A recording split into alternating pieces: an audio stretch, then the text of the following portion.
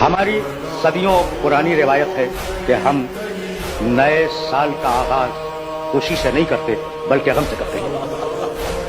हमने कभी नए साल के आगाज को दुआओं से शुरू नहीं किया। हम इस दिन दुआएं भी मांग सकते हैं, लेकिन हम क्या करें कि हमारे इल्म में है कि इस महीने में रसूल का नवासा भूखा प्यासा शहीद किया गया। तो अब मुझे बताओ कि हम नए साल को दुआओं से शुरू करें या रसूल की ताज़ियत से शुरू करें।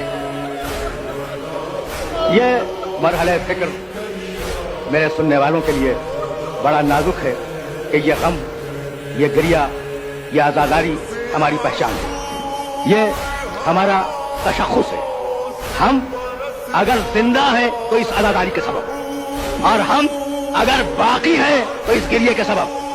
और हम माजी में इक़्तिदार और मुल्कियत की लटकती हुई तलवारों के बावजूद अपने आप को बचाकर हाल तक ले आए।